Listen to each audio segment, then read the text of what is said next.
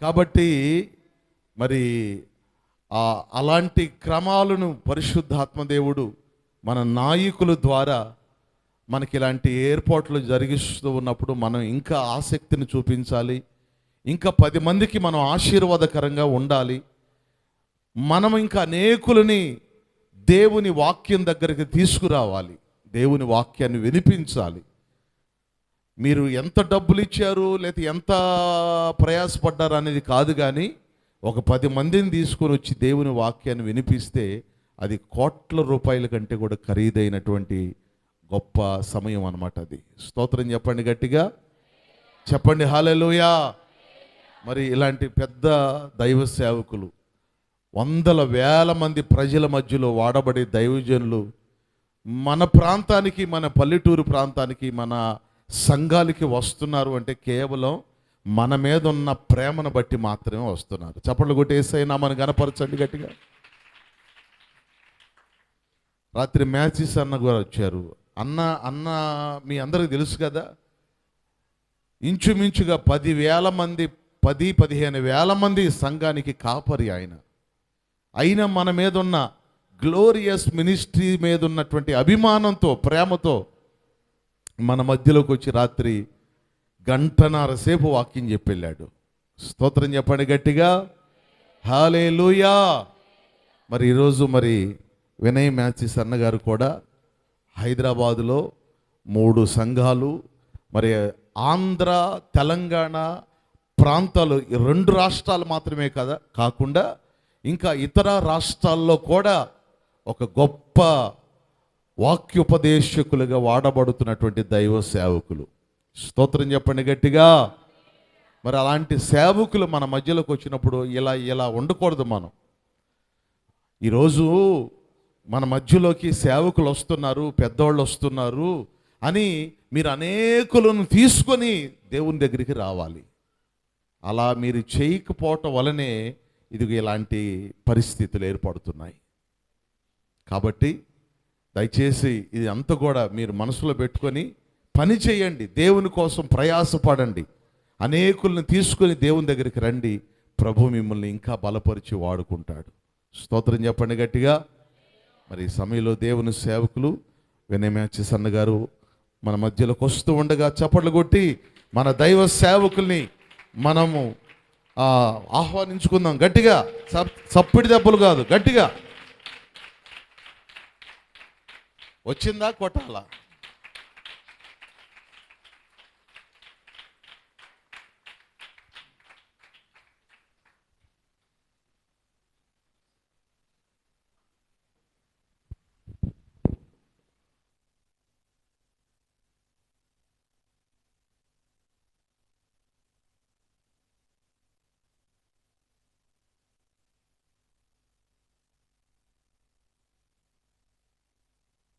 ప్రభు పరిశుద్ధ నామమునకు మహిమ కలుగునుగాక.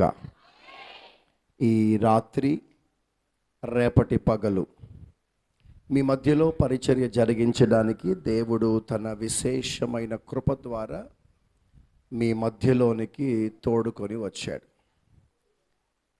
నిన్న రాత్రి వరకు నేను సీలేరు, అంటే సుమారుగా ఇక్కడి నుండి ఒక 600 కిలోమీటర్ల దూరం సీలేరులో పరిచర్యలో ఉండి, ఈ ఉదయం 8:20 బయలుదేరాను. అక్కడ 8:20 నేను కారులో బయలుదేరితే 7:30 అంతేనా, 8 అయిందా, 8 గంటలకు, అంటే సుమారు 12 గంటలు కారు ప్రయాణం చేసి మీ మధ్యలోకి వచ్చాను. నేను వచ్చి రాగానే దాదాపు 12 గంటలు కారులో కూర్చొని నా శరీరము సహకరించట్లా. సత్యానందం పాస్టర్ గారిని కూడా అడిగాను, ఈ పూట కూడా మీరు చెప్తే రేపు ఉదయాన్నే మాట్లాడతాను కదా అంటే, మీరు రాకుండా ఆగిపోయి మమ్మల్ని మాట్లాడమంటే అర్థం ఉంది, కానీ మీరు వచ్చాక మాట్లాడితే ఎవరు మా మాట వినరు, మీరే మాట్లాడాలి అని పాస్టర్ గారు చెప్తే, ఇక తప్పనిసరి పరిస్థితుల్లో చేత కాకపోయినా దేవుని వాక్యము కొరకు మీరు కనిపెట్టుకొని ఎదురు చూస్తున్నారు గనుక ఆ వాక్యము వినుట వలన మీ జీవితాలలో ఆశీర్వాదాలు కలుగుతాయన్న ఒకే ఒక ఆలోచన కలిగి మీ మధ్యలోనికి రావడానికి దేవుడు బలపరిచాడు. ఆమేన్ చెప్పొచ్చు. హల్లెలూయా. దేవునికి మహిమ కలుగును గాక. బలహీనతలు కొట్టుమిట్టులాడుతున్నా ఈ మహిమ గల పరిచర్యలో అనుదినము పరిగెత్తగలిగినటువంటి శక్తి కేవలం ప్రభు కృప ద్వారానే మనకు దొరుకుతుంది. ఈ రాత్రి కూడా దేవుడు మన ప్రభు తన విశేషమైన కృపనిచ్చి మీ మధ్యలోనికి నడిపించి ఉన్నాడు. ఇందును బట్టి మన ప్రభును రక్షకుడైన యేసయ్య నామమునకు మాత్రమే మహిమ కలుగునుగాక. హల్లెలూయా. నిన్నటి దినము మందిరము సరిపడనంత విస్తారంగా ప్రజలు వచ్చారు. ఈవేళ మందిరం దాదాపుగా ఖాళీగా కనబడుతుంది. ఈ దినాల్లో బాధాకరమైన విషయం ఏమిటంటే వాక్యమునకు అభిమానులు తక్కువైపోయారు, మనుషులకు అభిమానులు ఎక్కువైపోయారు. అందుకే కొన్ని సంస్థలలో కొన్ని సంఘాలలో ఎవరు వాక్య పరిచర్య చేయడానికి వస్తున్నారో వారి పేరు ముందుగా చెప్పకుండా పాంప్లెట్లో వాళ్ళు ఏమని రాస్తారో తెలుసా? ముఖ్య ప్రసంగికులు పరిశుద్ధాత్మ దేవుడే. కారణం ఏమిటంటే మనిషిని బట్టి మందిరాలకు వెళ్ళే కాలంలోనికి మనం వచ్చేసాం. ఘనులైన వారిని బట్టి మందిరానికి రావడం, పర్వాలేదులే ఈవేళ మా పాస్టర్ గారే కదా ఈ పూట వెళ్ళకపోతే ఏముందిలే అన్నట్టుగా మీ దైవజనులు మాట్లాడుతుంటే మీరు నిర్లక్ష్యం చేయడం, ఇదంతటికి అర్థం ఏమిటంటే వాక్యమునకు అభిమానము చూపడం కన్నా మనుష్యులకు అభిమానులు ఎక్కువైపోయారు. మనుషులను బట్టి భక్తి చేస్తున్నారు.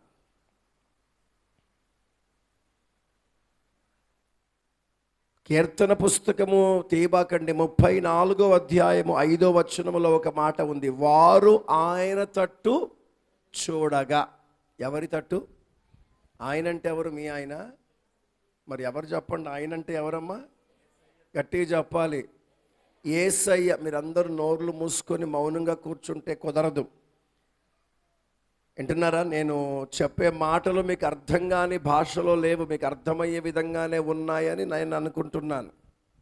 కాబట్టి నా మాటలు వింటున్నవారు, అర్థం చేసుకుంటున్నవారు నా వెనక పలకడానికి ప్రయత్నించండి. ఎవరి తట్టు చూడగా? యేసయ్య వైపు అనండి గట్టిగా. మనము యేసయ్య వైపు చూడగలిగితే, వాక్యము కొరకు ఆశపడగలిగితే, అపోస్తుల కార్యం 3వ అధ్యాయంలో దైవజనులు ఏమని మాట్లాడుతున్నారో తెలుసా? మా యొద్ద మీకు ఇవ్వడానికి ఏమీ లేదు. There is nothing with us to give you. మీకు ఇవ్వడానికి మా దగ్గర ఏమీ లేదు. విన్నారా? కారులో వచ్చిన దైవజనుడైనా, స్కూటర్ మీద వచ్చిన సేవకుడైనా, వింటున్నారా? చివరికి బస్సులో వచ్చిన సేవకుడైనా, నిరుపేద కాలినడకన వచ్చిన సేవకుడైనా, మనుషునిలో ఏమీ లేదు. మనుషుల్లో ఏమీ లేదు. నేను మీకు ఒక అద్భుతమైన మాట చెప్తాను, నచ్చితే ఆమెను పలుకుతూ ఉండండి. మాట్లాడేది పరిశుద్ధాత్ముడే, ఆశీర్వదించేది పరిశుద్ధాత్ముడే, నడిపించేది పరిశుద్ధాత్ముడే, కార్యాలు చెయ్యాలన్నా పరిశుద్ధాత్ముడే, నిన్ను బలపరచాలన్నా పరిశుద్ధాత్ముడే. మరి దేవుని కొరకు, దేవుని వాక్యము కొరకు, ఆత్మదేవుని సహాయము కొరకు కనిపెట్టకుండా మనుష్యుల మీద ఆధారపడి ఉంటే, మరి అభిమానులంతా ఎవరి మీద ఆధారపడ్డారు? వీళ్ళు మనుషుల మీదేగా. పాపం మీకు తెలియక ఈ పల్లెటూరి వాతావరణంలో ఉన్న కొందరు ఏం చేస్తారో తెలుసా? మా ఊర్లో ఉన్న పాస్టర్, చిన్న పాస్టర్, హైదరాబాద్ నుంచి వచ్చిన ఆయనేమో పెద్ద పాస్టర్. అంటే మీ పాస్టర్ గారి కంటే నేను కొంచెం పొడవుగా ఉన్నా, చిన్న పెద్ద తేడా ఏమీ లేదు. విన్నారా? బైబిల్లో ఒక మాట ఉంది, ఉదయం నుంచి సాయంకాలం వరకు పనిచేసిన అదే జీతం, సాయంకాలం వచ్చి గంటసేపు పనిచేసిన అదే జీతం. అంటే దేవుని దృష్టిలో చిన్న పెద్ద తేడా ఏమీ లేదు. కాకపోతే నాయకులు, అనుభవజ్ఞులు అన్న ఒక బిరుదు ఇచ్చాడు కనుక మనకంటే ముందుగా సేవకు వచ్చిన వారిని ఘనపరచాలి, గౌరవించాలి తప్ప భేదాలేమీ చూపలే దేవుడు. అమ్మా వింటున్నారా? సుమ్మగా కూర్చొని కళ్ళు మూసుకొని నిద్రపోతున్నారా? ఈసారి కళ్ళు మూసినట్టు కనపడాలి, పెట్టెలో పడుకోబెడతాను బిడ్డ, జాగ్రత్త.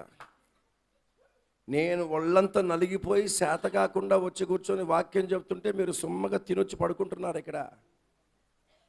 Praise the lord. మంచోళ్ళందరూ గట్టిగా స్తోత్రం చెప్పాలి. హల్లెలూయా. ఎప్పుడైనా నిద్రపోండి కానమ్మా, ఈ 12 రోజులు కాస్త మెలకువగలిగిన ఆత్మతో ఉండండి. ఇవి మనము దీవింపబడే రోజులు, ఇవి మనము కనికరింపబడే రోజులు, ఇది మనము దేవునితో సంబంధాన్ని కుదుర్చుకునే రోజులు, ప్రభుతో సమాధానపడే రోజులు, ప్రభు అనుగ్రహాన్ని పొందే రోజులు. కనుక ఏ ఒక్క మాటలో దేవుని ఆశీర్వాదాలు దాటిపోతాయేమో అన్న ఆలోచన కలిగి క్షణక్షణం ఏమి మాట్లాడుతున్నాడా దేవుడని కనిపెట్టుకొని ఎదురు చూచే మనస్సు మీకు ఉండాలి. ప్రభు మీతో మాట్లాడునుగాక. హల్లెలూయా. పాస్టమ్మ గారికి చెప్పి ఆవిడకు మంచం వేయించండి బయట, ఆవిడని బయటికి పంపించేయండి అమ్మా. ఆ మూల కూర్చున్న, ఇక్కడ కింద కూర్చున్న ఆవిడ, నువ్వే వెనక తిరిగి చూస్తున్నావమ్మా. రత్నమయ్య గారికి చెప్పి ఒక మంచం బయట వేయించండి ఆమెకి. వచ్చినప్పటి నుంచి పాటలు పాడుతున్నా ఆరాధన చేస్తున్న ఆవిడ మాత్రం నిద్రలోనే ఉంది. 2 మంచాలు వేయించండి నాన్న, అయ్యా బయట మంచాలు వేయించండి అయ్యా. స్తోత్రం. పోతూ పోతూ మొహం కప్పేసి ఒక బెడ్షీట్ కప్పేసి వెళ్ళిపోతాను. దేవుని నామమునకు మహిమ కలుగునుగాక. హల్లెలూయా. ఈ రాత్రి పరిశుద్ధాత్మ దేవుడే మనతో మాట్లాడునుగాక. ఆమేన్. ఒక్క 2 నిమిషం 2 చేతులు పైకెత్తి ఆకాశంలో మీ చేతులు అల్లాడిస్తూ ప్రభు మనతో మాట్లాడినట్లుగా ఆగకుండా గట్టిగా స్తోత్రాలు చెల్లించండి. స్తోత్రం, స్తోత్రం, స్తోత్రం, స్తోత్రం, స్తోత్రం, స్తోత్రం. Praise the lord, praise the lord, praise the lord, praise the lord, praise the lord, praise the lord, praise the lord.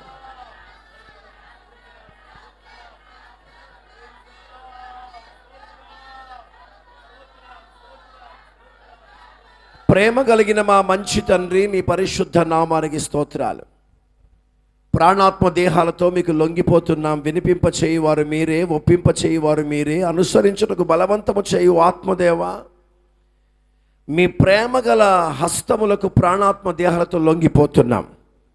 వినుటకు అభ్యంతర కారణముగా ఉన్న ప్రతి ఆటంకమును, అంధకార శక్తులు, వాడి బలము ప్రభావమును యేసు అధికారము గల నామములో నేను గద్దిస్తున్నాను. పూర్తిగా మమ్మను, ఈ ప్రాంగణమును, స్థలమును, యంత్రము ద్వారా ఎందరైతే నీ మాటలు వింటున్నారో వారందరినీ మీరు స్వాధీనపరచుకొని మీ సన్నిధి మాకు అనుగ్రహింపచేయుమని యేసయ్య పరిశుద్ధ నామములో ప్రార్థించి పొంది ఉన్నాము పరమ తండ్రి. ఆమేన్. మత్తయి సువార్త 25వ అధ్యాయం 11వ వాక్యాన్ని చదవగా విందాం. అంతటా తలుపులు వేయబడెను. చాలండి. చిన్నపిల్లలు ఎవ్వరు ఇటువంటి తిరగకుండా జాగ్రత్తగా వారిని కంట్రోల్లో పెట్టండి. వాక్యం వింటున్న వారు చాలా శ్రద్ధగా జాగ్రత్తగా కూర్చోండి. కాళ్ళు జాపుకొని గోడ కానుకొని విచ్చలవిడిగా కూర్చుంటే కనురెప్పలు కిందికి రాలక తప్పవు.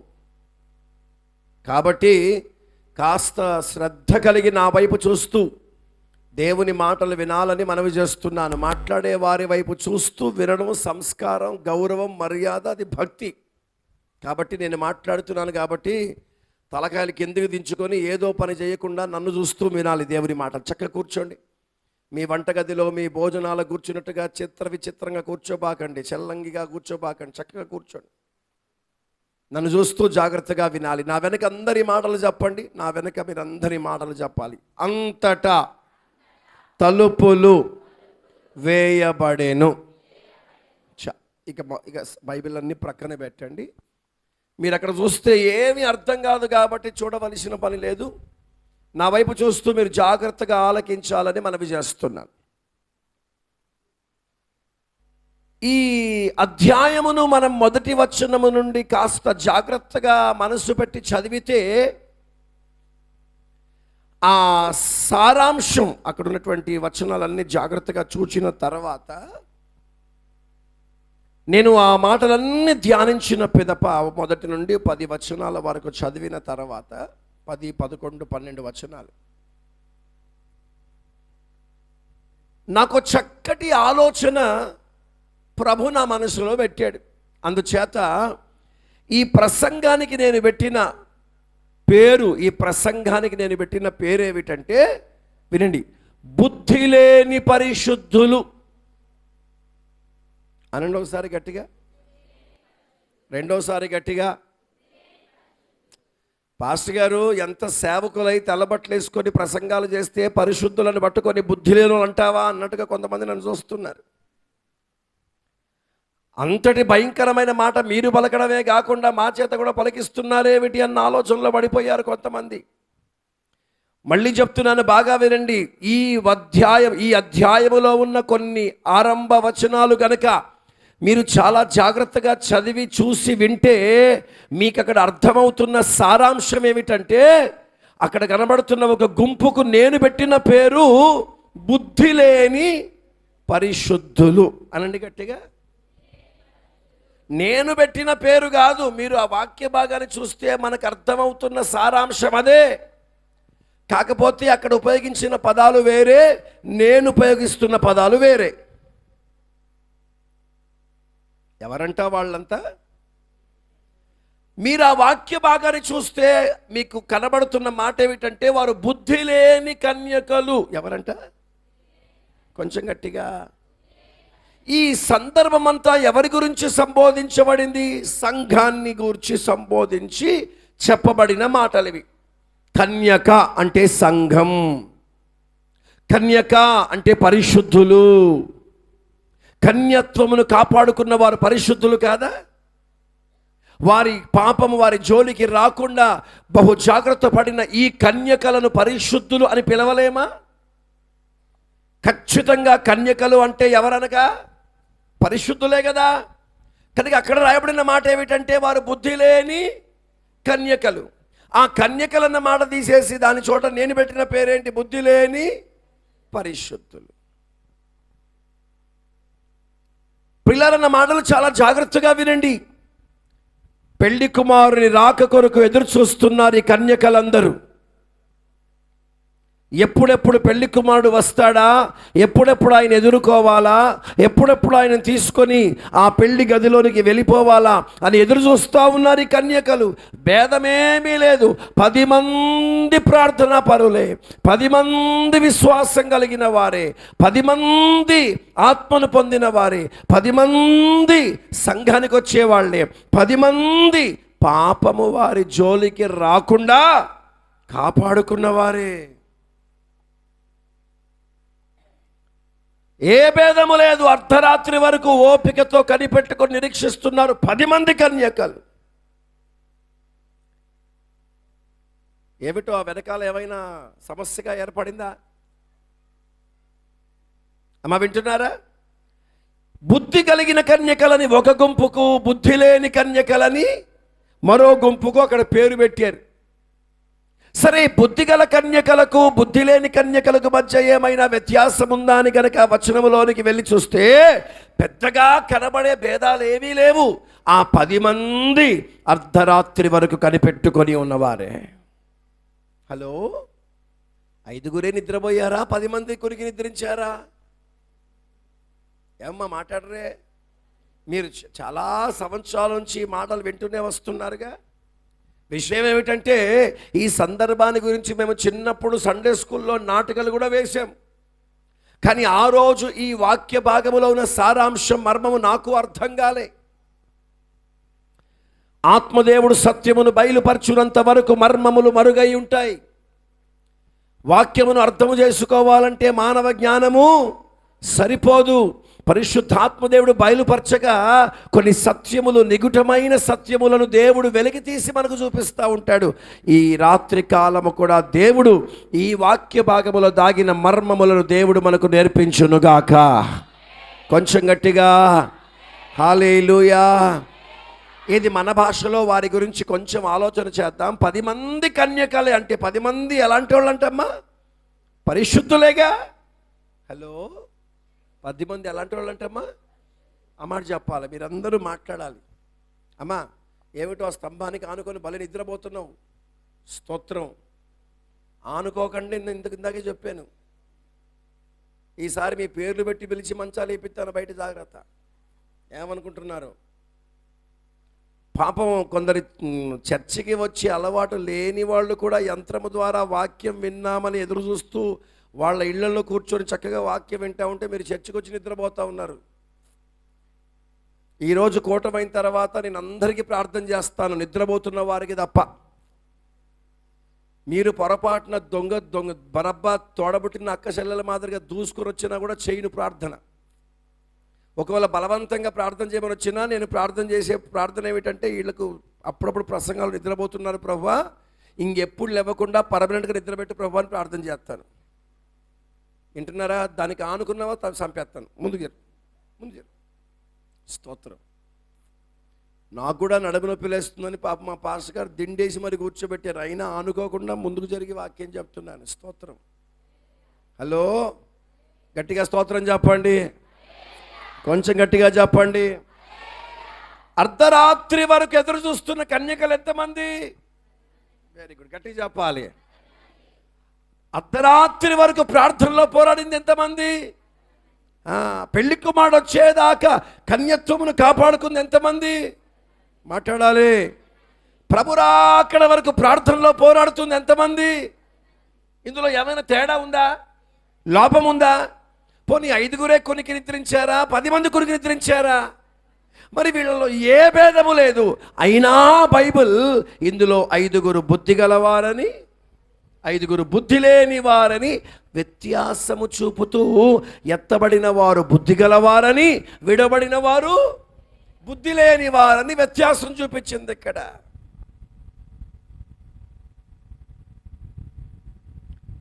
బాధాకరమైన భయంకరమైన మాట ఏమిటంటే, పరిశుద్ధులే అయినా ఎందుకు విడబడ్డారు? మీకు చక్కటి నగ్న సత్యాన్ని మీ ముందు పెడతాను, బాగా వినండి. అర్ధరాత్రి వరకు ప్రార్థన చేసింది వారు వీరే, అర్ధరాత్రి వరకు ఓపికతో కనిపెట్టిన వారు వీరే, ప్రార్థనలో పోరాడిన వారు వీళ్ళే, పరిశుద్ధత కాపాడుకున్న వాళ్ళు వీళ్ళే, సంఘములో నమ్మకముగా ఉన్నవాళ్ళు, అన్ని విషయాల్లో యోగ్యత కలిగిన మాట ఎంత నిజమో, ఇంతటి పరిశుద్ధత కలిగి కూడా రాకడలో విడవబడిన మాట కూడా అంతే నిజం. ఇప్పుడు నా ప్రశ్న, నా సందేహం ఏమిటంటే, పరిశుద్ధత కలిగి ఉండి కూడా ఎందుకు విడవబడ్డారు? హలో, వీళ్ళంతా ఎవరమ్మా? Very good. ఒక్కొక్కరు అలా నసికి చెప్తున్నారు, కాస్త గట్టిగా చెప్పండి. 10 మంది, ఈ 5గురు ఎలాంటి వాళ్ళంటమ్మా? చెప్పండి. 10 మంది ఎలాంటి వాళ్ళంటమ్మా? పరిశుద్ధులే. కానీ విడవబడింది ఎంతమంది? వీళ్ళ దగ్గర, విడవబడిన వీళ్ళ దగ్గర ఏముందంట? గట్టిగా పరిశుద్ధత అనండి, గట్టిగా, రెండోసారి గట్టిగా. కుర్చీల్లో కూర్చున్న పెద్దలందరూ చెప్తున్నారా? చెప్పండి. ఈ విడవబడిన 5గురు కన్యకల దగ్గర ఏముంది? పరిశుద్ధత ఉంది. నా గుండెల్లో కలిగిన బాధాకరమైన విషయం చెప్పనా? పరిశుద్ధత కలిగి ఉంటే కానీ దేవుని మనము చూడలేం. పరిశుద్ధత లేనివాడు దేవుని రాజ్యంలోనికి చేరడు. పరిశుద్ధత లేకపోతే రాకడలో ఎత్తబడలేం. యేసులా మారిపోవాలి, యేసులా ఉండాలి, యేసు యొద్దకు చేరాలి. ప్రసంగాలు విన్నాం, పాటలు విన్నాం, బోధలు విన్నాం, ప్రార్థనలు చేశాం, ఆరాటపడ్డాం, పోరాడాం, ప్రయాసపడ్డాం. అంత కష్టపడి పరిశుద్ధతను సంపాదించుకుంటే, పరిశుద్ధత ఉన్న ఈ 5గురు కన్యకలు ఏమైపోయారు? హలో, కొంచెం గట్టిగా. విడవబడ్డారు. ఏముండి? కొంచెం గట్టిగా. దేవునికి మహిమ కలుగును గాక. ఇప్పుడు నా ప్రశ్న ఏమిటంటే, పరిశుద్ధత కలిగి ఉండి కూడా వీళ్ళెందుకు విడవబడ్డారు? దీని గురించి కాస్త మనసు పెట్టి ఆలోచిస్తుంటే వెనువెంటనే వచ్చిన తలంపేట తెలుసా? రాకడలో ఎత్తబడడానికి పరిశుద్ధత ఒక్కటే సరిపోదు. పరిశుద్ధతను మాత్రమే అడ్డుగా పెట్టుకొని బ్రతికితే ఆ పరిశుద్ధత కలిగిన వాడు రాకడలో ఎత్తబడతాడన్న అవగాహన ఆలోచనతో కనుక ఉంటే ఇప్పుడే తక్షణమే మీ మనస్సులో మీ తలంపులను మార్చుకోండి. అదేమిటంటే పరిశుద్ధత కలిగిన ఈ కన్యకలు విడవబడినట్లుగా పరిశుద్ధతను గూర్చిన ఆనవాలు ఒక్కటే కనుక నీ మనస్సులో ఉంటే దానిని మాత్రమే పట్టుకొని మీరు వేలాడితే రాకడలో విడవబడే ప్రమాదం ఉంది. కనుక రాకడలో ఎత్తబడడానికి పరిశుద్ధత ఒకటే సరిపోదు. హలో, నా మాటలు మీకు అర్థమవుతున్నాయా? ఇప్పుడు మీకు అర్థమైందో లేదో అర్థం కావడానికి ఒక ప్రశ్న వేస్తాను, సమాధానం చెప్పండి జాగ్రత్తగా, కాస్త గట్టిగా చెప్పండి. 10 మంది ఎలాంటి వాళ్ళు అంటమ్మా? కానీ అందులో 5గురికి ఏముందంట? అందులో 5గురికి ఏముంద? 10 మందికి పరిశుద్ధత ఉంది, కానీ 5గురికి బుద్ధి ఉంది. 5గురికి, అందుకే బుద్ధి కలిగిన కన్యకలు, బుద్ధి లేని, అంటే బుద్ధి కలిగిన పరిశుద్ధులు, బుద్ధి లేని పరిశుద్ధులు. ఎవరెత్తబడ్డారు? బుద్ధి కలిగిన పరిశుద్ధులు ఎత్తబడ్డారు. ఎవరు విడవబడ్డారు? అంటే ఇప్పుడు పరిశుద్ధత ఒకటే సరిపోదు. ఎత్తబడాలంటే మనకి ఏముండాలంట? బుద్ధి కూడా ఉండాలి. స్తోత్రం. ఒకరిద్దరికి అర్థమైనట్టుగా ఉంది, వాళ్ళు మాత్రమే గట్టిగా ఆమెన్ అన్నారు. మిగతా వాళ్ళు అర్థమైతే గట్టిగా ఆమెన్ చెప్పండి. ఉంటే చేతులు పైకెత్తి గట్టిగా ఆమెన్ చెప్పండి. చెప్పండి చెప్పండి. ఎత్తబడాలంటే ఎత్తబడే ఆ సంఘానికి, ఎత్తబడే ఆ కన్యకకు, ఎత్తబడే ఆ విశ్వాసికి పరిశుద్ధతతో కూడా ఏముండాలంటమ్మా? బుద్ధి ఉండాలి. అనండి, ఏముండాలమ్మా? రెండోసారి గట్టిగా. బుద్ధి ఉన్నవాడు చర్చకు వచ్చి నిద్రపోడు. స్తోత్రం. అప్పుడప్పుడు మా దైవజనులు అంటూ ఉంటారు, మా బిడ్డలు, మా విశ్వాసులు దినమంతా కూలి పనికి వెళ్ళి, ఆ పనికి వెళ్ళి, ఏ పనికి వెళ్ళి అలసిపోయి ఉంటారు, అందుకే కూటానికి వచ్చి నిద్రపోతూ ఉంటారు అన్నప్పుడు నాకు వచ్చే సందేహం ఏమిటంటే, నిన్న రాత్రి 1 గంట దాకా మెలుకుండి ఓ 4 గంటలు పడుకొని 6 గంటలకు లేచి సిద్ధపడి 8 గంటలకు ప్రయాణమై ఇప్పుడు రాత్రి 8 గంటల దాకా కారులో 12 గంటలు కూర్చొని నాలాగా వచ్చి మీరు కూటంలో కూర్చుంటే మీరు ఉండగలరా? మరి మీలాగా నేను కష్టపడ్డానుగా, మరి నాకెందుకు రావట్లేదు నిద్ర? స్తోత్రం. ఇక కొంతమంది దైవజనులు ఉంటారు, మా మధ్యలో లేరు కానీ అక్కడక్కడ ఉంటారు. స్టేజ్ మీద కూడా కూర్చొని తలకాయ కింద పడేసుకొని నిద్రపోతూ ఉంటారు. వాళ్ళు నిద్రపోతూ ఉంటే తలకాయ ఊడి కింద పడిపోతే ఏమైనా భయం అవుతుంది కొన్నిసార్లు. స్తోత్రం. మంచోళ్ళందరూ ఒకసారి కుడి చేయి పైకెత్తి గట్టిగా స్తోత్రం చెప్పండి. కోపం వచ్చిన వాళ్ళు కాస్త కోపం దిగమింకొని చిరునవ్వుతో గట్టిగా స్తోత్రం చెప్పండి.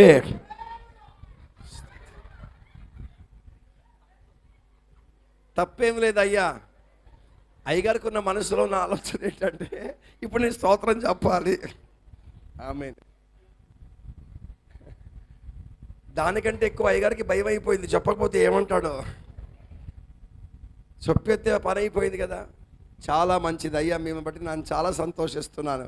అట్టి ఆసక్తి మీకును దేవుడు అనుగ్రహించునుగాక. ఇప్పుడు చెప్పరే గట్టిగా హల్లెలూయా. ఎల్లప్పుడూ ప్రభుని ఘనపరిచే మనస్సు మనము కలిగి ఉందుముగాక. మెలకు కలిగిన ఆత్మతో ప్రభుని ఘనపరచుదుముగాక. ప్రభు సన్నిధిలో ఆసక్తి కలిగిన వారిగా ఉందుముగాక. హల్లెలూయా. ఇది మరొక్కసారి చెప్పండి. 10 మంది ఎలాంటి వాళ్ళు అంటమ్మా? పరిశుద్ధులే. ఎలాంటి వాళ్ళమ్మా? కానీ 5గురి దగ్గర ఏముంది? బుద్ధి ఉంది. 5గురి దగ్గర ఏమీ లేదు. ఎందుకు ఎత్తబడ్డారు? బుద్ధి ఉంది కనుక ఎత్తబడ్డారు. ఏమీ లేక విడబడ్డారు. కనుక ఇప్పుడు మనకి ఏముండాలి? పరిశుద్ధత ఒకటే చాలదు. ఏముండాలి? బుద్ధి కలిగి ఉండుటకు దేవుడు సహాయము చేయునుగాక. హల్లెలూయా. ఏమనండి, కొన్నిసార్లు బుర్ర పని చేయలేదండి, నా బుర్ర పని చేయలేదు, ఎందుకు నాకు ఆలోచన రాలేదు. అయ్యో, ఎంత బుద్ధి తక్కువ పని చేసినా నువ్వు విడవబడే బ్యాచి. బుర్ర పెట్టి పని చేయకుండా ఏదో చేసేసాను, ఆలోచన రాలేదు, మనసు రాలేదని బుర్ర లేని పని చేసావనుకో, ఖచ్చితంగా బుద్ధి లేని పరిశుద్ధుల బ్యాచియే. పిల్లలన్న మాటలు చాలా జాగ్రత్తగా ఆలకించండి. ఈ పరిశుద్ధులు ఎవరు, బుద్ధి కలిగిన వారెవరో మీకు అర్థం కావడానికి ఓ 2 మాటలు వివరిస్తూ నేను ముందుకెళ్తాను. నా మాటలు మీకు అర్థమైతే గట్టిగా ఆమెను చెప్తా ఉండండి. మారు మనసు పొందినవాడు పరిశుద్ధుడే. ఇంతేనా? ఇంకా ఉజ్జీవం ఏమైనా దాగి ఉందా? బాప్తిసం పొందిన ప్రతివాడు పరిశుద్ధుడే. పరిశుద్ధాత్మను పొందిన ప్రతివాడు పరిశుద్ధుడే. చర్చికి వచ్చే ప్రతివాడు పరిశుద్ధుడే. కానుకలిచ్చే ప్రతివాడు పరిశుద్ధుడే. ప్రార్థించే ప్రతివాడు పరిశుద్ధుడే. విశ్వాసం కలిగిన ప్రతివాడు పరిశుద్ధుడే. ఏదో తోచినంత కొద్దో గొప్ప పరిచర్యలో పాలు పొందేవాడు కూడా పరిశుద్ధుడే. నేను కాదనడానికి సరిపోను.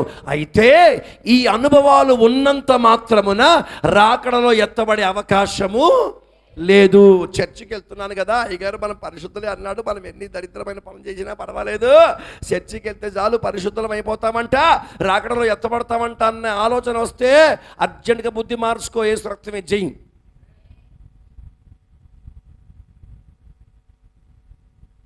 వింటున్నారా? అంటే మారు మనసు పొందితే సరిపోదు, బాప్తిసం తీసుకుంటే సరిపోదు, పరిశుద్ధాత్మను పొందితే సరిపోదు, భాషలు మాట్లాడితే, గట్టిగా చర్చికి వస్తే, కానుకలిస్తే, పరిచర్య చేస్తే, ప్రార్థన చేస్తే, ఉపవాసం చేస్తే మరి ఏం కావాలంట? బుద్ధి కావాలి. ఈరోజు సగటు క్రైస్తవుడు తన జీవితంలో రాకడలో విడవబడి దైవత్వానికి, విశ్వాస జీవితానికి, వాక్య క్రమానికి దూరంగా వెళ్ళిపోతున్నాడంటే పరిశుద్ధత లేక కాదు. పాపం, పరిశుద్ధత కొరకు రాత్రింబగలు పోరాడుతున్న వాళ్ళే, ప్రయాసపడిన వాళ్ళే, అయినా రాకడలో ఎందుకు విడవబడ్డారంటే పరిశుద్ధత ఉంది కానీ వాళ్ళ దగ్గర ఏమీ లేదు. స్తోత్రం. Praise the Lord. స్తోత్రం. మొన్న ఈ మధ్య ఒక అబ్బాయికి పెళ్లి స్నానం చేయించడానికి రమ్మంటే వెళ్ళాను. వినండి అమ్మా, వింటున్నారా? పెళ్లి స్నానం చేయించడానికి పాప మా విశ్వాసులు, అక్కడ ఉన్నటువంటి బంధువులందరూ కూడా అబ్బాయికి కాస్త పసుపు పెట్టండి, కాస్త దాని ఏమంటారు సున్నుపిండి పెట్టండి, కాస్త నూనె పెట్టండి అంటే, మనం అవన్నీ చేయొద్దు అని అక్కడ ఓ వ్యక్తి, మనం విశ్వాసులం, మనం ఆత్మీయులం, మనం పరిశుద్ధులం, మనం అపోస్తుల సేవలో ఉన్నవాళ్ళం, ఇవన్నీ మన జోలికి రానివద్దు అన్ని విర్రవాగుడు వాగుతూ ఉంటే పెద్దవాడు కదా ఏమీ అనలేక సైలెంట్గా పక్కన కూర్చున్నాను. నేను కూడా తప్పో ఒప్పో నాకైతే తెలియదు. బైబిల్లో పెళ్లి కొడుకు చేసినప్పుడు పసుపు రాయొద్దు, గంధం రాయొద్దు, సున్నుపిండి రాయొద్దు అని బైబిల్లో ఎక్కడ చెప్పలేదు. అలాగని పెళ్లి కుమారుని పెళ్లి కొడుకు చేయండి, పెళ్లి స్నానం చేయించమని కూడా దగ్గర బైబిల్ ఎక్కడ చెప్పలేదు. అసలు పెళ్లి స్నానం చేయించే సందర్భం ఎక్కడ బైబిల్లో లేనప్పుడు నువ్వు అది చేయించడమే తప్పంటే మళ్ళీ పసుపులు పెట్టొద్దు, గంధం పెట్టొద్దు, సున్నిపిండి పెట్టొద్దు, అది మళ్ళీ ఈ తలకాయ నొప్పి ఏంటరా? సర్లే, ఆయన మనసులో ఏముందో లేని సైలెంట్ అయి పక్కన కూర్చున్నాను. అంతా అయిపోయింది, కూటమి అయిపోయిన తర్వాత నా పక్కన కూర్చొని ఇక ఇంకొక సేవకులు, వేరే సేవకులు వచ్చేదిగో, పాస్టర్ గారు ఆయన తెలుసా, ఆమె తెలుసా మీకు, వాడు చాలా డేంజరుడు, ఆడు ఇలా చేసాడు, ఆమె ఇలా చేసింది, ఆమె సంగతి నీకు తెలుసా, ఆయన సంగతి తెలుసా అని వాళ్ళ గురించి వీళ్ళ గురించి చెవు కొరుకుతా ఉన్నాడు.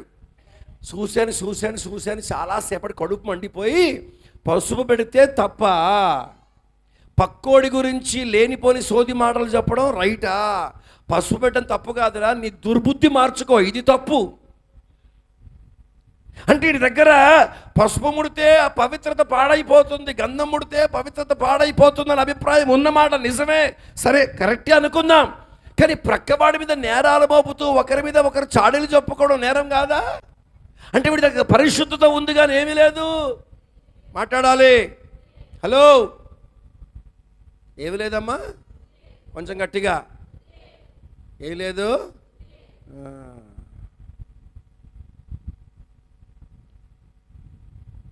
ప్రియమైన దేవుని బిడ్డలారా, మారు మనసు పొందితే అయిపోయింది, బాప్తిసం తీసుకుంటే అయిపోయింది, పరిశుద్ధాత్మను పొందుకుంటే అయిపోయింది, అన్ని భాషలు మాట్లాడితే అయిపోయింది, ప్రార్థనలో పోరాడితే అయిపోయింది, కన్నీళ్ళ అనుభవం సరిపోతుంది, ఉపవాసం సరిపోతుందని మీరు చేస్తున్న భక్తి సరిపోతుందన్న అభిప్రాయంలో ఉండి ఒకవేళ చాలని భక్తి చేస్తూ అలాగే ఉండిపోతే మీరు ఖచ్చితంగా ప్రమాదములో ఉన్నారు. ఎందుకంటే రాకడలో ఎత్తబడడానికి పరిశుద్ధత సరిపోదు. ఏం కావాలి?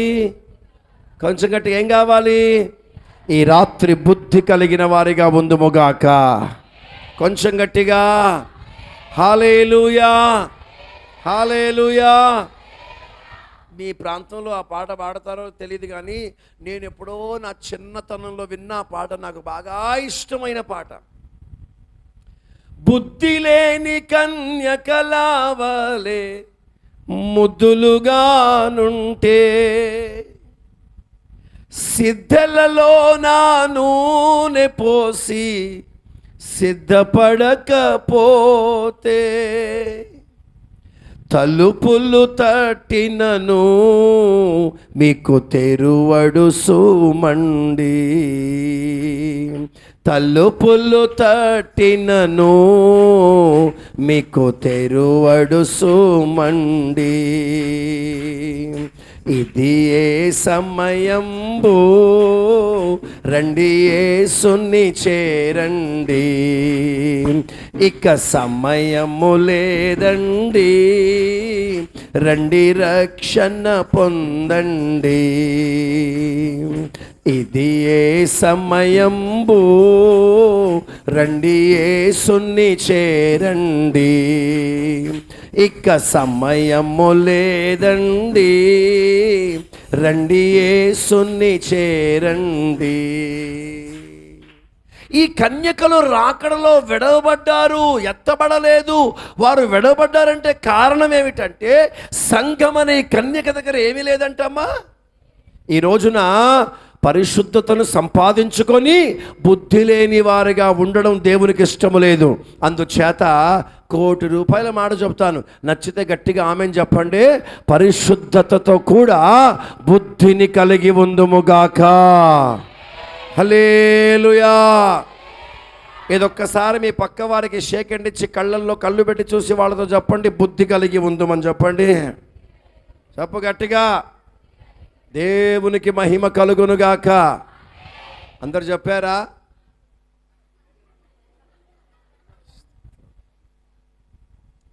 బయట వాళ్ళు చెప్పిండ్రా? హల్లెలూయా. ముఖ్యమంత్రులు, ప్రధానమంత్రులు బయట కూర్చున్నట్టున్నారు. స్తోత్రం. చాలామంది కుర్రోళ్ళు బయట కూర్చున్నారు.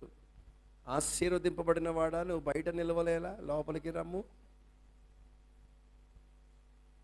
చింటుగాడు వచ్చాడా? అటు మరి బయట మినిస్టర్ బయట కూర్చుని ఉంటాడు.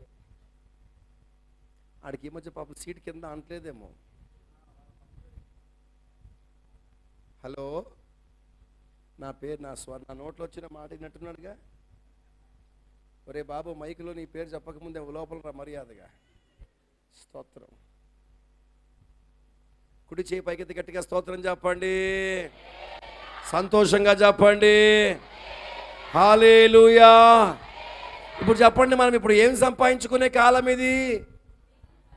అది ఏం సంపాదించుకోవాలమ్మా? కొంచెం గట్టిగా.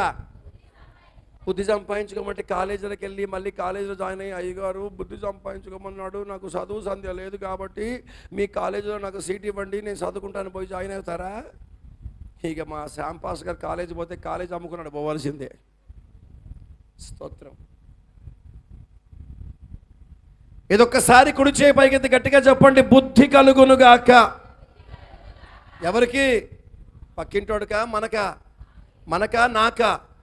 గట్టిగా, కొంచెం గట్టిగా. ఏం కలిగి ఉండాలి?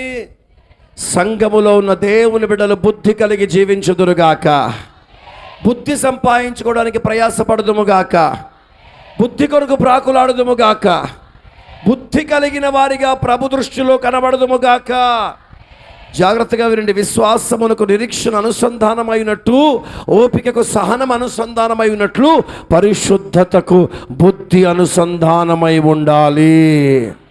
Praise the lord. ఏముండాలంటమ్మా? కొంచెం గట్టిగా.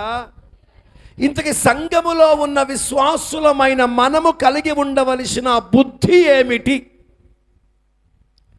మీకు కరాఖండిగా ఒక మాట తేల్చి చెప్తాను, బాగా వినండి. లోకములో ఉన్న బుద్ధి వేరే.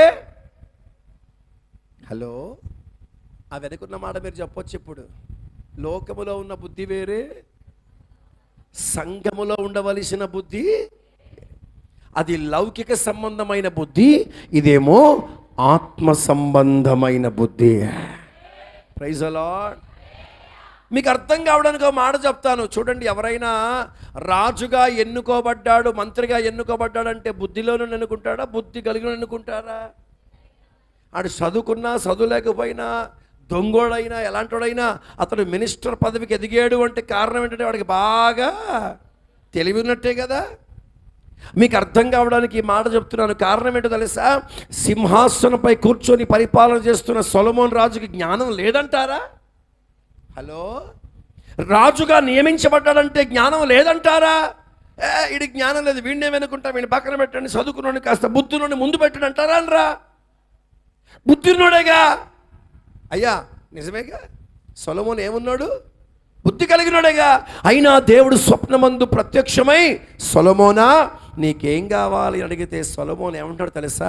నీ ప్రజలైన ఈ రాజ్యమును పరిపాలించుటకు నాకు బుద్ధి చాలదు గనుక ఆ జ్ఞానము నాకు దయచేయి. ఏదొక్కసారి గట్టిగా ఆమెన్ చెప్పండి. బుద్ధిని కోరుకున్నాడు సొలొమోన్, జ్ఞానాన్ని కోరుకున్నాడు సొలొమోన్. అతని ఆశను చూచిన దేవుడు ముగ్ధుడై అతని కోరిక నచ్చిన కారణమున బుద్ధి విజ్ఞాన సర్వ సంపదలు దేవుడు సొలొమోనుకు అనుగ్రహించి అతని సమృద్ధిగా ఆశీర్వదించాడు. Praise the Lord. ఈ రాత్రికాల సమయము దైవికమైన ఆ బుద్ధి సంపాదించుకోగలిగిన మనస్సు మనకును దేవుడు అనుగ్రహించునుగాక. నేను ప్రతిరోజు చేసే ప్రార్థనలో ఒక అంశం గ్యారెంటీగా ఉంటుంది. ప్రభువా ఈరోజు ఏమి మాట్లాడాలో నాకు బుద్ధి దయచేయి. బుద్ధి లేని వానిగా నేను కనపడద్దు, బుద్ధి కలిగిన వానిగా ప్రవర్తించాలి. ఎలా ప్రవర్తించాలమ్మా? కొంచెం గట్టిగా. బుద్ధి లేని వానిగా నువ్వు ప్రవర్తించొద్దు. ఎలా ప్రవర్తించాలి? ఇంతకీ సంఘములో ఉన్న మనము, సంఘములో ఉన్న బిడ్డలమైన మనము కలిగి ఉండవలసిన బుద్ధి ఏమిటి?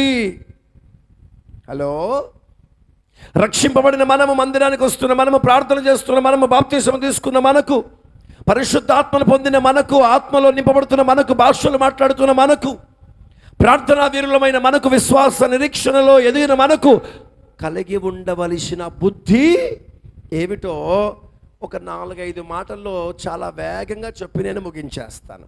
ఓకే, ఫస్ట్ పాయింట్ చదవండి. సామెతల పుస్తకం 15వ అధ్యాయం 24వ వచనాన్ని చదవగా విందాం. బైబిల్ ఉన్న వాళ్ళందరూ బైబిల్ తీయండి. ఒకవేళ అది లేకపోతే ఆ డిజిటల్ బైబిల్ అనే దరిద్రమైన ఒక అవకాశం కూడా ఉందిగా, దాన్నైనా ఫోన్లో ఓపెన్ చేసి ఆ వాక్యం చూడడానికి ప్రయత్నించండి. కనీసం ఆ మాటలు చూసినప్పుడైనా కనికరిస్తాడేమో దేవుడు. వింటున్నారా? బైబిల్ తెరవండి, అందరూ జాగ్రత్తగా చూడండి, జాగ్రత్తగా వినండి. మీరు ఎక్కడ కూర్చున్నా, ఏ పరిస్థితుల్లో ఉన్న ఈ మాటలు జాగ్రత్తగా వినాలి. ఇది కేవలము నీకు ఆశీర్వాదాన్ని కలిగించే మాటలు మాత్రమే కాదు, ఇది నిన్ను పరలోకానికి రాకడలో ఎత్తబడి దేవుని రాజ్యములో చేరడానికి సహాయపడు శక్తివంతమైన మాటలు ఇవి. అయినా ఆమెన్ చెప్పరే? హల్లెలూయా చెప్పాలి. హల్లెలూయా. సామెతలు ఎంత చెప్పినా 15:24 చదవండి. క్రిందనున్న పాతాళమును తప్పించుకొనవలెనని బుద్ధిమంతుడు పరమునకు పోవు మార్గమును ఎంచుకొనును. తలలో పైకెత్తండి. ఇక నన్ను చూడండి, నన్ను చూడండి, నా వెనక చెప్పండి, నా వెనక మాట చెప్పండి. బుద్ధిమంతుడు. కొంచెం గట్టిగా, ఇంకా గట్టిగా. మీరు ఇంట్లో కోపం వస్తే మీ భర్తల మీద, మీ పిల్లల మీద గట్టిగా కేకలేస్తారు చూడండి. కొన్నిసార్లు చర్చిలో ఉన్న మీ వైనం, మీ వానకం చూస్తుంటే అబ్బా వీళ్ళు ఎంత మౌనులు అని అనిపిస్తుంది. కానీ కూటం లేనప్పుడు నేను పైన గదిలో ఉండగా మీరు చుట్టుపక్కల కేకలేస్తుంటే నా గదిలో వరకు వినబడతాయి చూడండి. అప్పుడు మీరు విశ్వాసులా పిశాసులా అనే విషయం నిర్ధారణ అవుతుంది అక్కడ. ఆ స్వరంతో చెప్పండి గట్టిగా. ఏంటది? బుద్ధిమంతుడు గట్టిగా పరమునకు పోవు మార్గమును ఎన్నుకొంటారు. ఇప్పుడు చెప్పండి, బుద్ధిమంతులు ఏ మార్గంలో పోతారంట? పరలోక మార్గం అనండి గట్టిగా. రెండోసారి, మూడోసారి. పరలోక మార్గంలో వెళ్ళేవాడు ఎవరంట? Very good. ఆ మాట అలా అలా అలా మనసులో పెట్టండి. ఇప్పుడు నేను మరో ప్రశ్న వేస్తాను. సండే స్కూల్లో ఉన్న రోజుల్లో నుండి మీరు వింటూ వచ్చారు కదా, మీరు నేను అడగగానే ఏమై ఉంటుందా అని సందేహించవలసిన పని లేదు. మీరు వెంటనే సమాధానం చెప్పగలరు. చెప్పండి, పరలోకానికి పోయే మార్గం ఎలాగుంటుందంట? ఏం చెప్పారు చూసారా? ఎలాగుంటుందంటమ్మా? ఇరుకైన మార్గం. అంతేనా? హలో, పరలోకానికి పోయే మార్గం ఎలాగుందంటమ్మా? పాతాళానికి పోయే మార్గం ఎలాగుందంట? ఇప్పుడు బుద్ధిమంతుడు ఏ మార్గంలో పోతున్నాడు? పరలోకమునకు పోయే, అంటే పరలోకమునకు పోయే మార్గం ఎలాగుంది? ఇప్పుడు పరలోకం అన్నమాట పక్కన తీస్తే, బుద్ధిమంతుడు ఏ మార్గములో నడవడానికి ఇష్టపడతాడు? ఇరుకు మార్గములో నడచు వాడు బుద్ధిమంతుడు. మీకు అర్థమైందా? హలో, పరలోకానికి పోయే మార్గం సులువైన మార్గం కాదు. నేను కారు ఎక్కేసి కట్లు కొట్టుకుంటా, ఇటు తిప్పుకుంటా, అటు తిప్పుకుంటా, ఆడుకుంటా, పాడుకుంటా. స్తోత్రం. మొన్న ఈ మధ్య చర్చికి వెళ్తే సండే స్కూల్ పిల్లలకు పాస్టర్, సండే స్కూల్ అమ్మగారు పాట నేర్పిస్తుంది. నేను ఆడుతూ పాడుతూ పరలోకానికి వెళ్ళి. ఆడుతూ పాడుతూ పరలోకానికి పోయే మార్గం కాదమ్మో, భక్తి మార్గం. హల్లెలూయా. ఇంకా నయం ఆడుతూ పాడుతున్నాను, డిస్కో డ్యాన్స్, బ్రేక్ డ్యాన్స్ చేసుకుంటూ పరలోకం. దబ్బలం లాంటి సూదులు పెట్టి పొడుతూ ఉంటే వీడు ఆడుతూ పాడుతూ పోతాడా? పరలోకానికి ఎలా పోతాడో కనపడుతుంది మరి మనకు. మరో మాట చెప్తాను, బాగా వినండి. మీకు నచ్చితే ఆమెను చెప్పండి. కానాను చేరాలి అంటే అరణ్యము తప్పదు, పరలోకం చేరాలంటే ఇరుకు మార్గము తప్పదు. అందుకే చాలామంది అంటుంటారు, మీరు మబ్బి పెట్టి మత మార్పిడి చేస్తున్నారు. మేము మబ్బి పెట్టి మత మార్పిడి చేయట్లా. ఈరోజు కరాఖండిగా మాట్లాడుతున్నాను. యేసు ప్రభుని నమ్ముకుంటే కష్టాలు తప్పవు, యేసు ప్రభుని నమ్ముకుంటే బాధలు తప్పవు, నీకు శ్రమ తప్పదు. ధైర్యం ఉంటే, గుండె ఉన్నడు అయితే యేసు ప్రభుని నమ్ముకో. చెప్పగట్టిగా హల్లెలూయా. దేవునికి మహిమ కలుగునుగాక. క్రైస్తవ్యం పూలబాట కాదు, క్రైస్తవ్యం సులువైన మార్గము కాదు, క్రైస్తవ్యము అనుకూలమైన మార్గము కాదు. కొందరు ఉంటారండి, ఇక అయ్యగారు తలపైన చేయబెట్టి ప్రార్థన చేయగానే వెంటనే సమస్యలు తీరిపోవాలి, నువ్వు వెంటనే రావాలి, పీడ పోతుంది. స్తోత్రం. పొరపాటున కడుపు నొప్పితో వచ్చిన ఆవిడ ప్రార్థన చేసిన వెంటనే నొప్పి పోలేదనుకో, అయ్యగారు ప్రార్థన సరిగ్గా చెయ్యాలా, ఆయనలో బలం లేదు, లేకపోతే ఆయన చేసిన ప్రార్థనలో బలం లేదు. ఈ ముదనష్టం సైతానికి విశ్వాసం లేదన్న ఆలోచన రాదు. హలో, క్రైస్తవ్యం అంటే వెనువెంటనే కార్యాలు జరిగిపోయే అనుభవం అయినం కాదు ఇది. ప్రభు రాజ్యము చేరాలంటే శ్రమలతో పోరాడుతూ ఆయన మహిమలోనికి చేరాలి, నిందలు భరిస్తూ పరలోకానికి చేరాలి, అవమానాలు సహిస్తూ పరలోకానికి వెళ్ళాలి, కన్నీళ్లతో పరలోకం చేరాలి, పోరాడుతూ చేరాలి, వేదనతో చేరాలి, అనుభవాలు అనుభవిస్తూ వెళ్ళాలి. శ్రమ పడిన వాడు మహిమలోనికి ప్రవేశిస్తాడు. ₹1,00,00,000 మాట చెప్తాను, ఇప్పుడు కొట్టిన చప్పట్ల కంటే ఇప్పుడు కొట్టబోయే చప్పట్లు గట్టిగా ఉండాలి. నువ్వెంత శ్రమ అనుభవిస్తే అంత మహిమను పరలోకంలో దేవునికి అనుగ్రహిస్తాడు. కొట్టు గట్టిగా. దేవునికి మహిమ కలుగునుగాక. హల్లెలూయా. క్రైస్తవ్యం పూలబాట కాదు, క్రైస్తవ్యం అనుకూలమైన మార్గము కాదు, క్రైస్తవ్యం అన్ని అనుకూలంగా అనుకున్నట్టుగా జరిగిపోయే మార్గము కాదు. మొన్న మధ్య ఇలాగే బోర్ కొడుతుంటే ఏం చేయాలో అర్థం కాక టీవీ పెట్టుకొని అవి చూస్తూ ఉన్నాను. శుభవార్త, ఇంకోటి ఏంటది, ఆరాధన, నిరీక్షణ, ఇంకేదో టీవీలో ఆ టీవీ ఇటీ వస్తూ ఉన్నాయి, రక్షణ. సరే చూద్దాం, ఏం చెప్తారో చూద్దాం. ఒక్కడైనా శ్రమలు ప్రభు కొరకు అనుభవించాలన్న మాట చెప్తాడేమో చూస్తే 24 గంటలు యేసు ప్రభు నమ్ముకోండి, కష్టాలు తీరిపోతాయి, యేసు ప్రభు నమ్ముకోండి, ప్రభు బాగు చేస్తాడు, యేసు ప్రభు. ఇది బతుకు మార్చుకోమని చెప్పేవాళ్ళు తక్కువైపోయారు. నువ్వు ఎలాగున్నా పర్వాలే, ఆయన ఎదుకు వచ్చిన చో ప్రభు నిన్ను కనికరించును. నువ్వు ఎలాగున్నా పర్వాలే, యేసయ్యను నమ్ముకొని నిన్ను ఆశీర్వదిస్తాడు. ఎవడు పడితే వాడిని ఆశీర్వదించే దేవుడు కాదు ఆయన. ఎందరు ఆయన వైపు చూచుదురో.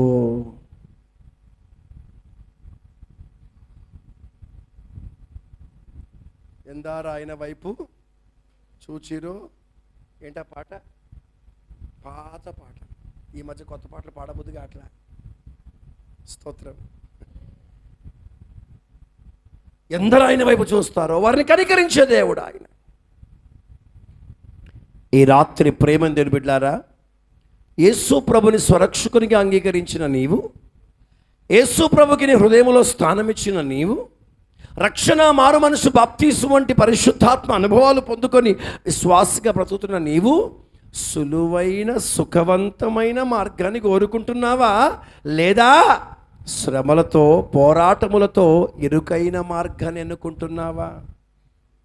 చెప్పకయే ప్రభు ఈ రాత్రి మనతో చెప్తున్న మాట ఏమిటంటే, సుఖవంతమైన క్షేమకరమైన మార్గమును కోరినవాడు ఏమి లేనివాడు. హలో, కొంచెం గట్టిగా. పర్వాలేదు, ఎన్ని శ్రమలైనా పర్వాలే, ప్రభు కొరకు నిలబడతాను, ప్రభు కొరకు పోరాడతాను, ప్రభు కొరకు జయిస్తాను, ప్రభు కొరకు జీవిస్తానని శ్రమలకు అప్పగించుకొని నమ్మకముగా దేవుని కొరకు నిలబడగలిగిన వాడే బుద్ధి కలిగిన వాడు. ఈ దైవికమైన బుద్ధిని మనము కలిగి ఉందుముగాక. Praise the lord. ఆ మధ్యలో నాకు తెలిసిన పాస్టర్ గారు నాతో ఉండేవారు. ఆయనను చూసి నేను చాలా పాఠాలు నేర్చుకున్నాను. కర్చీఫ్ మొదలుకొని సాక్స్ వరకు తెల్లవే వేసేవాడు, రంగు వాడేవాడే కాదు. నేనైనా అప్పుడప్పుడు కాస్త రంగు బట్టలు వేసేవాడినేమో, కానీ ఆయన రంగు బట్టలే వేసేవాడు కాదు. ఆయనను చూసి నేను చాలా నేర్చుకున్నాను. బాబోయ్, ప్రతిష్ట అంటే ఇలాగ ఉండాలేమో అనుకున్నాను. కొంతకాలం అయిన తర్వాత నల్ల సాక్స్ నల్ల కర్చీఫ్ పట్టుకొచ్చాడు. ఏంటి బాబోయ్, నల్ల సాక్స్ నల్ల కర్చీఫ్ తెచ్చాడు, బట్టలు మాత్రం తెల్లగా ఉన్నాయి, కర్చీఫ్ మాత్రం నల్లగా ఉందేమో అనుకున్నాను.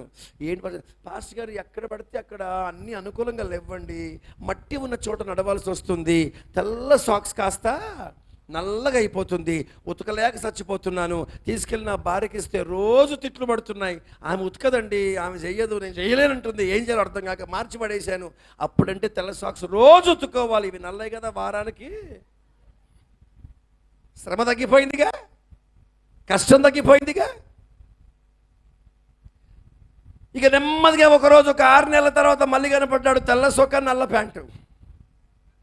ఏంటి తెల్ల సోక నల్ల ప్యాంటు.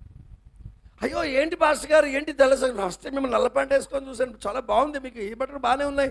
అదేం కాదండి, అప్పుడప్పుడు నేను బాపట్లలో ట్రైన్ దిగిన తర్వాత వెంటనే బస్ దొరకకపోతే నిలబడలేక కూర్చోడానికి వెళ్తే నా ప్యాంట్ అంతా పాడైపోయిందండి.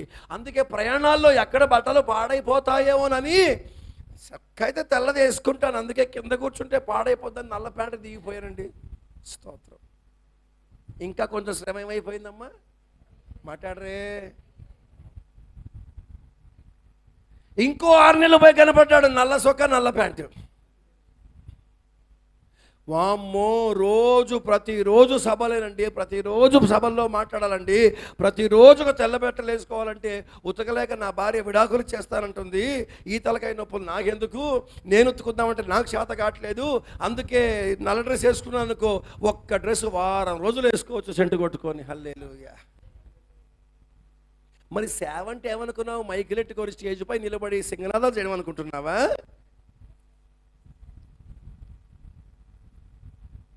ప్రతిష్టలో ఎదగాలే కానీ ప్రతిష్టలో తరగొద్దు. Praise the lord. చెప్పాలి గట్టిగా. మైకులు పట్టుకొని ప్రసంగాలు చేయడం, పాటలు పాడడం, దేశాలు తిరగడం ముఖ్యం కాదు. వైరాగ్యము కాపాడుకోవడం చేయవలసిన సేవ కంటే ఘనమైనదే. చేసిన సేవను బట్టి పరలోకం దేవుడు ఇవ్వడు, మనము కలిగిన వైరాగ్యమును బట్టి దేవుడు పరలోకాన్ని అనుగ్రహిస్తాడు. మన సమర్పణ బట్టి పరలోకం ఇస్తాడు, మన తీర్మానాన్ని బట్టి పరలోకం దొరుకుతుంది, మన విశ్వాస స్థిరత్వాన్ని బట్టి పరలోకం దేవుడు ఇస్తాడు. అంతేగాని వేల ఆత్మలు సంపాదించాను కదా పరలోకం ఇచ్చేస్తాను అనుకోబాకండి. వేల ఆత్మలు సంపాదించి పరలోకానికి పోయే మార్గం అయితే అసలు పరిశుద్ధాత్మ లేకుండా మేకప్లు వేసుకొని వాక్యం చెప్పి లక్షల మంది మా చర్చకు వస్తాడని చెప్పి హైదరాబాద్లో ఉన్న పాస్టర్ కూడా పరలోకానికి వెళ్ళిపోతారు. మరి వాళ్ళు పరలోకానికి పోయి మేము పరలోకానికి పోయి పరిస్థితి తేడా ఏంటి? మరి అర్థమవుతుందా? ప్రయాసం, శ్రమ, కష్టం.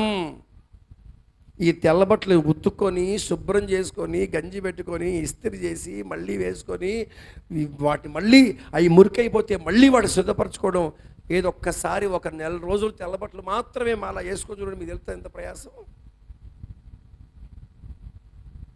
వాళ్ళని చూసిన తర్వాత వాళ్ళని చూసి మిగతా వీళ్ళు మాట్లాడుకుంటుంటే వీళ్ళు ఒకప్పుడు ఇలా చేశారు, ఇప్పుడు ఇలా చేస్తున్నారన్న మాట విన్నప్పుడు మన గురించి ఎక్కడ మాట్లాడుకుంటారో అన్న భయం కలిగి ఇక నేను జాగ్రత్త పడుతున్నాను. ప్రయాణం అయినా తెలబట్లే, స్తోత్రం, పర్వాలేదు, కష్టపడదాం, పోరాడదాం. విశ్వాస జీవితం అంటే శ్రమనే. ఇది కేవలం ఒక చిన్న ఉదాహరణ. విన్నారా? కొంతమంది చర్చికి రావడం మానేస్తారు సమస్యలు రాగానే. ఏమిటంటే, చర్చికి వచ్చాను, దేవుడు ఏం చేశాడు నాకు? అప్పుల పాలు అయిపోయాను, కష్టాల పాలు అయిపోయాను, బాధల పాలు అయిపోయాను. నీ బతుకు దరిద్రమైంది కాబట్టే, నీ విశ్వాసం సరిగ్గా లేదు కాబట్టే నీ జీవితం పాడైంది తప్ప దేవుడు చెయ్యలేక కాదు. యెషయా గ్రంథంలో అంటాడు, రక్షింపనేరకయుండునట్లు దేవుని హస్తములు కురచకాలేదు, విననేరక ఉన్నట్లు ఆయన చెవులు. మరి దేవుడు ఎందుకు నీ ప్రార్థన వినట్లేదు? నీ పట్ల దేవుడు కార్యం ఎందుకు చేయట్లేదు? మీ దోషములు మీకు మీ దేవునికి అడ్డుగా వచ్చాయి కనుక ఆయన నీ ప్రార్థన, నీ మనవి ఆలకించక ఉన్నాడు. హలో, నా మాటలు మీకు అర్థమవుతున్నాయా? నిద్ర వస్తున్న వారు గట్టిగా స్తోత్రం చెప్పండి. మంచోళ్ళందరూ గట్టిగా స్తోత్రం చెప్పాలి ఒకసారి. చేతులున్న వాళ్ళు, తెచ్చుకున్న వాళ్ళు మాత్రమే స్తోత్రం చెప్పండి. సగమే తెచ్చుకున్నావమ్మా? లేదా వారం రోజులు స్నానం చేయలేదా?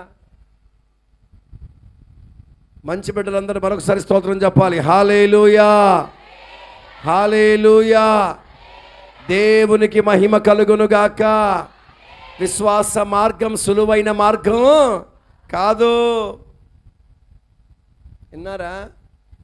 మొదట్లో ఆరంభంలో బాగానే వస్తారు, ముందే చర్చలో కూర్చుంటారు, అన్ని పాటలు పాడతారు, ప్రార్థనలు. కొంతకాలమైన తర్వాత నెమ్మదిగా కాస్త శ్రమలు, కష్టాలు, బాధలు, ఇబ్బందులు రాగానే ఇక నెమ్మదిగా అడుగు వెనక్కి వేస్తూ ఉంటారు. ఎందుకంటే సులువైన మార్గాన్ని కోరుకుంటున్నారు ఈరోజు క్రైస్తవుడు. అది సరి అయిన పద్ధతి కాదు. అలా సులువుతనాన్ని, క్షేమాన్ని, సుఖాన్ని కోరుకునేవాడు బుద్ధి లేనివాడు. స్టేట్మెంట్ చెప్తాను, మీకు నచ్చితే ఆమెను చెప్పండి. కష్టపడేవాడే బుద్ధిమంతుడు, ప్రయాసపడేవాడే బుద్ధిమంతుడు, పోరాడేవాడే బుద్ధిమంతుడు, భరించేవాడే బుద్ధిమంతుడు, సహించేవాడే బుద్ధిమంతుడు, నమ్మకత్వాన్ని నిలబెట్టుకోగలిగిన వాడే బుద్ధిమంతుడు. అట్టి ఇరుకైన మార్గములో నడుచుటకు దేవుడు మనందరికీ సహాయము చేయునుగాక. కారణం ఏంటంటే, ఇరుకు మార్గములో నడుచువాడే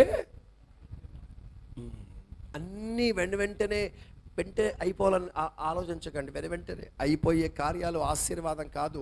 విశ్వాసంతో కనిపెట్టి పొందేవే మనకు ఆశీర్వాదకరమైనవి. స్తోత్రం చెప్పండి. మీకు మాట చెప్పనా? నేను ఎంత బలహీనుడనో మీకు తెలుసుగా. ఎంత తలకాయలైన ఊపరేంటి తెలుసుగా. ఎంత ప్రయాసపడుతున్నానో మీకు తెలుసుగా. కానీ ఒక నగ్న సత్యం చెప్పనా? ఇన్ని సంవత్సరాలుగా ఇన్ని భయంకరమైన పోరాటాలు ఎదురవుతున్నా ఏ రోజు నేను దేవుణ్ణి నన్ను బాగు చేయి ప్రభు అని ప్రభుని అడగలేదు. నేను అడగను కూడా. ఎందుకో తెలుసా? నా జీవితంలో ఏది అనుమతింపబడాలి, ఏది రావాలన్నా దేవుడే అనుమతించాలా. అంతేనా?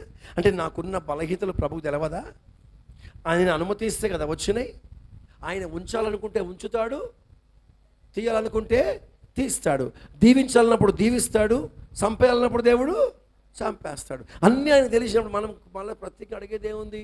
నేను అడిగేది ఒకటే, ఎలాంటి పరిస్థితి అయినా పర్వాలే ప్రభువా, నీ కృప ఇస్తే చాలు, కృప నాకుంటే చాలు అని చేసే ప్రార్థన ఈ రోజు వరకు దేవుడు నిలబెట్టి బ్రతికిస్తూ ఉన్నాడు. Praise the Lord. సాయంకాలం నేను కొత్తగూడెంలో బయలుదేరి మోతుగూడెం వెళ్తుంటే విపరీతమైన నడుము నొప్పి తట్టుకోలేకపోయాను. ఒక్క మాట చెప్పాలంటే చంటి పిల్లోడా ఏడ్చాను, బాధపడ్డాను. 8 గంటలకు చేరాను రాత్రి మోతుగూడెంకి. బలహీనం, చేత కావట్లేదు, అయినా పర్వాలేదు. 4 ముక్కలు చెప్పాలని పోయి కూర్చొని 1.5 సేపు వాక్యం చెప్పొచ్చిన. ప్రభు కృప ఇచ్చాడుగా, ప్రభు జయమిచ్చాడుగా. కష్టపడిన కష్టానికి ఫలితం మిగిలిందిగా. సుఖాన్ని కోరుకుంటే ఫలితం ఉండదు, కష్టపడితే ఏముంటుందమ్మా?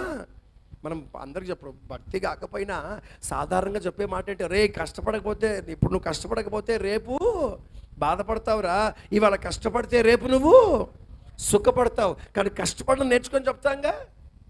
స్తోత్రం, స్తోత్రం. కొంచెం గట్టిగా. విశ్వాస మార్గములో కూడా ప్రయాసపడగలిగిన వాడే.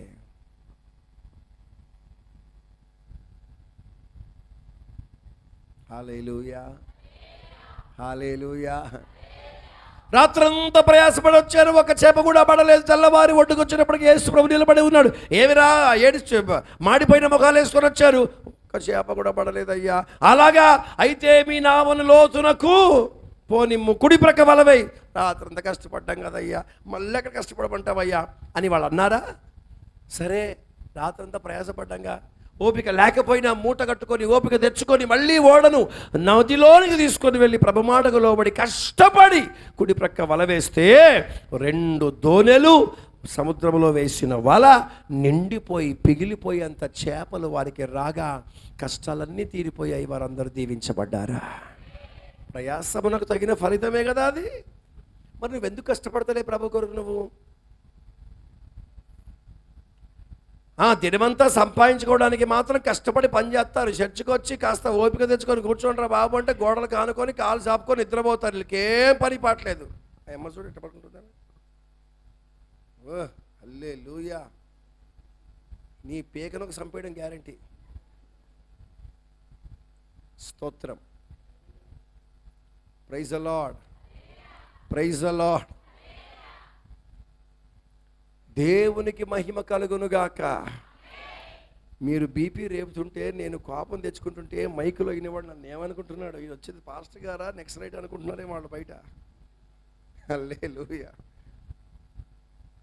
తిట్టుకోకపోతే చాలు, నా మాటలు విని నవ్వుకుంటే సరిపోతుంది. స్తోత్రం, హల్లెలూయా. మంచి వాళ్ళందరూ స్తోత్రం చెప్పండి. సాధారణంగా నాకు కళ్ళు కనపడవు, అద్దాలు లేకపోతే నేనేం చూడలేను, కానీ దొంగ పనులు మాత్రం భలే కనపడతాయి నాకు. అట్టి కృప దేవుడు సమృద్ధిగా అనుగ్రహించాడు. దేవునికి మహిమ కలుగును గాక. సర్లే, ముందుకు వెళ్ళిపోతాను కానీ ఒక్క మాట మళ్ళీ చెప్పండి. ఇరుకు మార్గంలో ప్రవేశించేవాడే బుద్ధి గలవాడు, అలాంటి వాడే రాకడలో ఎత్తబడతాడు. సెకండ్ పాయింట్, ఆమోసు పుస్తకం 5వ అధ్యాయం 13వ వచనం. త్వరగా, ఆమోసు పుస్తకం 5వ అధ్యాయం 13వ వచనం. ఏంటి రెఫరెన్స్ చెప్పి 2 గంటలు అయిపోయింది, చదవట్లేరేంటి? ఇది చెడు కాలము గనుక ఈ కాలమున బుద్ధిమంతుడు మౌనముగా ఉండవలెను. హలో, ఏదొక్కసారి నా వైపు చూడండి. నోరు బాడేసుకొని మాట్లాడేవాడు బుద్ధి లేనోడు, సైలెంట్గా ఉండడం నేర్చుకున్నవాడు కొంచెం గట్టిగా బుద్ధిమంతుడు. కొందరు ఉంటారండి, బాబోయ్ ఆమెతో మనం మాట్లాడలేములేండి, ఆమె నోరు తెరిచిందంటే మనం నోరు ముయ్యాల్సిందే, ఎందుకులే ఆ నోరుతో మనం పెట్టుకోవడం, దూరంగా ఉందాంలే. అలా పెక్కు మాటలు మాట్లాడే సాక్ష్యం కనుక, అలవాటు కనుక నీకుంటే, బైబిల్ నీ గురించి చెప్తున్న మంచి మాట ఏంటంటే నువ్వు బుద్ధి లేని మనిషివి అని అర్థం. కాబట్టి బుద్ధిమంతుడు ఎలాగుండాలంట? హలో చెప్పాలి. అమ్మో, బుద్ధిమంతుడు ఎలాగుండాలంట? మౌనంగా అనండి, గట్టిగా, కొంచెం గట్టిగా. నేను ఎప్పుడూ ఎదురు మాట్లాడనండి, నేను చాలా మౌనంగా ఉంటానండి అన్నవాళ్ళు చేపైకి ఎత్తని చూద్దాం. ఒక్కరు లేరా ఇక్కడ? స్తోత్రం. అంటే ఈ లెక్కన మీరు ఇచ్చే సమాధానం బట్టి చూస్తే మీరంతా ఎదురు సమాధానం చెప్పేవాళ్ళే, గట్టిగా ఎదిరించి మాట్లాడేవారే అని అర్థం. మరి గట్టిగా ఎదిరించి మాట్లాడేవాళ్ళు ఇక్కడ స్తోత్రం రావట్లేదేంటో, సమాధానం రావట్లేదేంటో? మరి దేవునికి మహిమ కలుగునుగాక. ఇప్పుడే అయ్యగారు చెప్పాడు, బుద్ధిమంతుడు అంటే ఎలా ఉండాలంట? మౌనంగా ఉండాలి. కాబట్టి మీరు ఏమి సమాధానం చెప్పకుండా మౌనంగా ఉండాలని నిశ్చయించుకున్నారేమో, ఇది బుద్ధి తక్కువ పని. స్తోత్రం, ప్రైజ్ ద లార్డ్. విస్తారమైన మాటల్లో దోషం ఉండక మానదు కనుక బుద్ధిమంతుడు ఎలాగుండాలి? కాస్త నెమ్మదిగా మౌనంగా ఉండడం నేర్చుకోవాలి. నోరుంది కదా అని నోరు పాడేసుకోవద్దు. అవకాశం ఉంది కదా అని పెక్కు మాటలు మాటలాడొద్దు. మరో మాట చెప్తాను వినండి. ఎవరైనా నిన్ను గద్దించినప్పుడు, ఖండించినప్పుడు, నీకు బుద్ధి చెప్పినప్పుడు నీవు నేరము చెయ్యని వాడివైతే, నేరము చెయ్యలేదని రుజువుపరుచుకునే ఆధారాలన్నీ నీ దగ్గర ఉన్నా, అయినా నీ మీద నేరం మోపుతున్నప్పుడు, నేను తప్పు చేయలేదు, మాట అంటే పడను అనే పని హిమాలయ డైలాగ్ నీ నోటికి రానియకండి. నువ్వెంత నిర్దోషివైనా నిన్ను గద్దించినప్పుడు, ఖండించినప్పుడు, హెచ్చరించినప్పుడు మౌనంగా భరించడం నేర్చుకో. అలాంటి వాడు బుద్ధిమంతుడు, దేవుని చేత ఘనపరచబడతాడు. Praise the lord. తీర్పు స్థలంలో యేసు ప్రభు మీద నేరాలు మోపుతుంటే, ఏయ్ నేను చెయ్యలేదురా, అలా కాదురా అని ఎప్పుడైనా ఎక్కడైనా యేసు ప్రభు పలికాడా? వాళ్ళందరూ నేరం మోపుతుంటే యేసు ప్రభు ఏం చేశాడు? ఏంటి మాట్లాడరే? ఎలా మౌనమైపోయాడు? గొర్రె బొచ్చు కత్తిరించు వాని ఎదుట మౌని అయినట్టు ఆయన వారి ఎదుట మౌని ఆయను.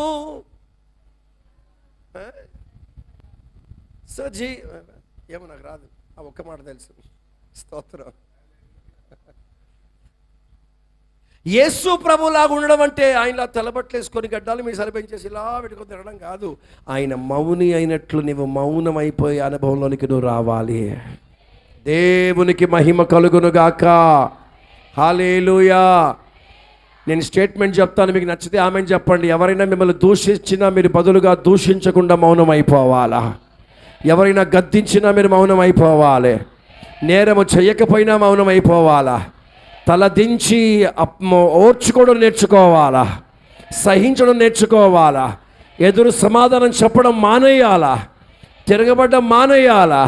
నువ్వు మౌనం వహించున్నప్పుడు నువ్వు ఎవరి వానిగా ఎంచబడుతున్నావమ్మా?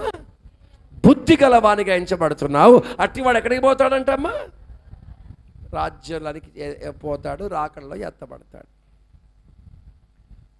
ఫస్ట్ పాయింట్, ఇరుకు మార్గములో ప్రవేశించువాడు బుద్ధిమంతుడు. సెకండ్ పాయింట్, మౌనముగా బ్రతుకువాడు బుద్ధిమంతుడు. భార్యలారా, ఇష్టం వచ్చినట్టు మాట్లాడే అలవాటు కనుక మీకుంటే ఇప్పుడే మీ కుటుంబాలలో మీ భర్తలకు, మీ పెద్దలకు లోబడి మౌనులై సహించి భరించి ఓర్చుకొని ప్రభు కొరకు నమ్మకంగా నిలబడడం నేర్చుకోండి.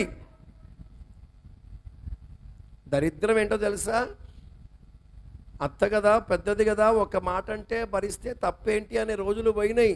అత్త 2 మాటలు పలికితే కోడలు 4 మాటలు పలికి వీధి వీధి అల్లరైపోయి 70 mm గొడవ పెట్టుకునే కోడళ్ళు బయలుదేరుతున్నారు. జాగ్రత్త, తలకాయ తీసి దేవుడు ఒక రోజున ఎండాడెత్తాడు, గుర్తుపెట్టుకోండి.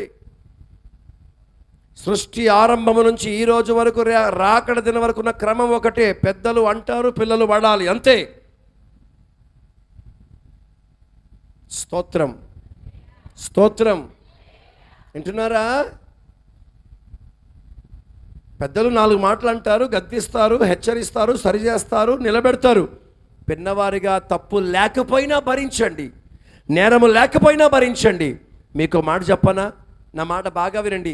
సీటి మాటకి మా అత్త తిట్టిందని అలిగెళ్ళిపోయి, మా ఆయన తిట్టాడని అలిగెళ్ళిపోయి, కోపం పెట్టుకొని చదువుకొని పుట్టింటికి వెళ్ళిపోయి మా అమ్మ నాన్న చూసుకుంటారని చెప్తే ఆ ఇంటికి వెళ్ళిపోగానే ఆ సైతాను మొహాలు, నా బిడ్డను చూసుకోలేమా, నా బిడ్డను పెంచలేమా, వాళ్ళకు సిగ్గులేదు కాబట్టి ఆ మాటలు మాట్లాడతారు వాళ్ళు. బుద్ధినోడైతే వెళ్ళిపోయి సంసారం చేయిపో, నీ భర్తతో అణిగి మణిగి ఉండిపోయి పంపిస్తారు వాళ్ళు అక్కడికి. ఇవన్నీ చెప్పడం కాదు కానీ ఒక్క మాట చెప్తాను, గుండెల పైన చెరగని పచ్చబొట్టు మాత్రం రాసుకోండి. పుట్టింట బ్రతికిన ఏ ఆడదాన్ని దేవుడు దీవించలేదు. మెట్టింట ప్రాణము పెట్టిన ప్రతి తల్లిని, సహోదరిని సమృద్ధిగా దీవించిన దేవుడు ఆయన. హల్లెలూయా.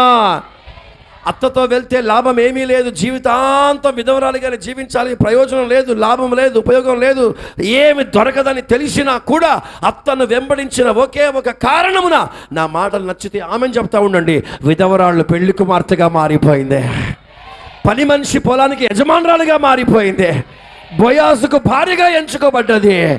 అంతకంటే గొప్ప మాట చెప్తాను, చప్పట్లతో ప్రభుని స్తుతించాలి. చెడిపోయిన జాతుల పుట్టుకొచ్చిన ఆ మోయాబీయురాలైన రూతమ్మ యేసు ప్రభుకే తల్లిగా మారిపోయింది. కొట్టుగట్టిగా ప్రైజ్ ది లార్డ్. ఎన్ని సహించిండొచ్చు, ఎన్ని భరించిండొచ్చు, ఎన్ని ఓడ్చుకొని ఉండొచ్చు, ఎన్ని ఎదుర్కొంది, ఎన్నిసార్లు కన్నీరు కార్చింది, ఎంత వేదన పడ్డది, ఎంత ప్రాధేయపడింది, ఎన్ని బాధలు పడ్డది, ఎన్నిసార్లు కడుపు మార్చుకుంది, ఎన్నిసార్లు గుండెని ధైర్యపరచుకుంది తెలవదు. మౌనము వహించిన ఒక్క కారణాన యేసు ప్రభుకే తల్లిగా మారిపోయిందండి రూతమ్మ.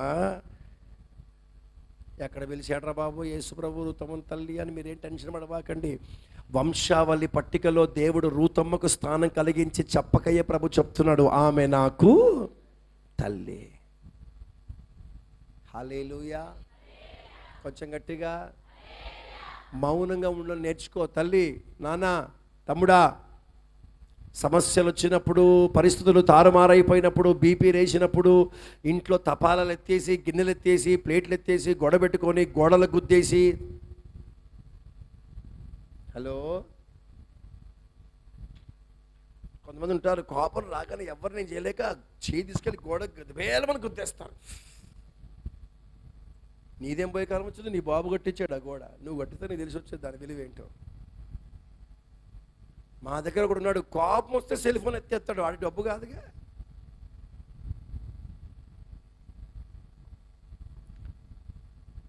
ఎంత మౌనంగా. మీకు ఒక ₹1,00,00,000 మాట చెప్తాను, మీకు నచ్చితే ఆమెను చెప్పండి. నువ్వు సైలెంట్ అయిపోతే దేవుడు వైలెంట్ అయిపోతాడా? నువ్వు వైలెంట్ అయిపోతే దేవుడు నీది నువ్వే చేసుకుంటున్నావు కదరా, నేను ఎందుకు లేని పక్క వెళ్ళిపోతాడు. నువ్వేం చేయాలి? అంతా దేవునికి అప్పగించి నువ్వు పక్క వెళ్ళిపోవాలి. నువ్వు చేస్తే ఒక దెబ్బ కొడతావు, కానీ దేవుడు కొడితే ఎవడు జాగ్రత్త. మనము మౌనులమైపోవుటకు ప్రయత్నించుదుముగాక. హల్లెలూయా. చెప్పాలి గట్టిగా. ఫస్ట్ పాయింట్ ఏదో ఒక్కరు చెప్పట్లేదు. ఎవరు బుద్ధిమంతులు? ఇరుకు మార్గములో ప్రవేశించువారు. సెకండ్ పాయింట్, మౌనులైన వారు బుద్ధిమంతులు. థర్డ్ పాయింట్, లూకా సువార్త 15వ అధ్యాయం 17వ వచనం. లూకా రైట్, లూకా 15:17. అయితే బుద్ధి వచ్చినప్పుడు నా తండ్రి ఇంటికి నేను వెళ్తాను అన్న ఒక ఆలోచన కలిగి ఉన్నాడు. చాలు, మీకు అర్థమైపోయిందా? హలో అమ్మ, తల పైకి ఎత్తండి, నన్ను చూడండి ఒకసారి, గట్టిగా చేయి పైకి ఎత్తి స్తోత్రం చెప్పండి. రెండోసారి చెప్పండి. నిద్ర వస్తున్న వారు చెప్పండి. Praise the Lord. అయితే బుద్ధి వచ్చినప్పుడు వాడు తన తండ్రి ఇంటికి వెళ్ళాలని నిర్ణయించుకున్నాడు. అంతేనా? ఎవడాడు? చెప్పాలి చెల్లె, కట్టి చెప్పు. ఎవరు అతడు? ఎప్పుడు ఏమొచ్చినప్పుడు అంటమ్మా? ఎవరు గుర్తొచ్చారంటమ్మా? ప్రియమైన దేవుని బిడ్డ, ఈ రాత్రి నేను ఎక్కువ సమయాన్ని వివరించకుండా చాలా క్లుప్తంగా చెప్పి ముందుకు వెళ్ళిపోతాను. కానీ నిన్ను కని పెంచి పెద్ద చేసిన, నిన్ను ఆత్మీయతలో నిలబెట్టి ప్రభుకు దగ్గర చేసిన నీ ఆత్మీయ తల్లిదండ్రులను విడిచిపెట్టి దూరం అయిపోయావనుకో, నువ్వు బుద్ధి లేనివాడు అని అర్థం. నువ్వు బుద్ధి లేనివాడు అని అర్థం. స్తోత్రం. రెండు విధాలుగా మాట్లాడతాను. పెళ్ళి కాగానే పెళ్ళాన్ని ఎంట పెట్టుకొని అమ్మ నాన్నని విడిచిపెట్టి సపరేట్ సంసారం పెట్టి, మీ అమ్మ నాన్నతో నేను ఉండను, నేను వేరే సంసారం పెడితే నేను వస్తానని చెప్పి పనికిమాల బ్యాచ్ ఉంటుంది చూడండి. ఏ బ్యాచ్ ఇది? కొంచెం గట్టిగా. కని పెంచి పెద్ద చేసి నీకు ఆస్తి ఇచ్చింది. అత్తమామల ఆస్తి కావాలా, తల్లిదండ్రుల డబ్బు కావాలా, వాళ్ళు రిటైర్మెంట్ అయితే కావాలి, వాళ్ళు సంపాదించే వాళ్ళు కావాలి, కానీ వాళ్ళు మాత్రం వద్దంట. వీళ్ళెవరు? ఏమి లేనివాళ్ళు. కాస్త భౌతికంగా ఇలాంటి విషయాలు ఆలోచిస్తే వాళ్ళు ఎంత పనికిమాలిన వెధవలో అర్థమవుతున్నప్పుడు, మరి నీ ఆత్మీయ తండ్రిని తల్లిని విడిచిపెట్టి వెళ్ళిపోతున్నావే, అదెంత బుద్ధి తక్కువ పని. నీ కొరకు సేవకులు రాత్రింబగలు ఏడ్చి ప్రాధేయపడి నీ సమస్యల కొరకు, నీ బాధల కొరకు, నీ రోగాల కొరకు, నీ ఇబ్బందుల కొరకు, నువ్వు కష్టాల్లో ఉంటే ఆదుకొని, నువ్వు బాధల్లో ఉంటే ఆదుకొని, నా బోటోళ్ళు మీ ఊరికి వస్తే తీసుకెళ్ళి ఇళ్లలో ప్రార్థనలు చేయించి, మీ కొరకు ప్రయాసపడి, మీ కొరకు కష్టపడి, మిమ్మల్ని నిలబెట్టి, మీ కొరకు పోరాడి, మంచి చెడ్డ మాటలు చెప్పి, అన్ని విషయాలు చెప్పి నేను నేర్పిస్తే, ఈవేళ నీ తల్లిని తండ్రిని కాదని వెళ్ళిపోతున్నావే, బుద్ధి కలిగిన వాడివా, బుద్ధి లేని వాడివా? ఎంత ఘోరం అండి. ఈ రోజున ఎంతమంది సంఘములో రక్షించబడ్డారు, ఎంతమంది బాప్తిజం తీసుకున్నారు, ఎంతమంది ఎదిగారు, ఎంతమంది బలపడ్డారు, ఎంతమంది దీవించబడ్డారు, ఈరోజు ఎంతమంది నిలబడ్డారు?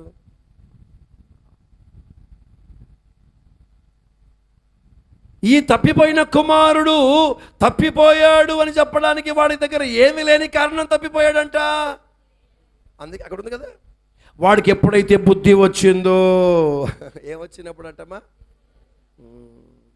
నా తండ్రి ఇంటికి నేను వెళ్తాను.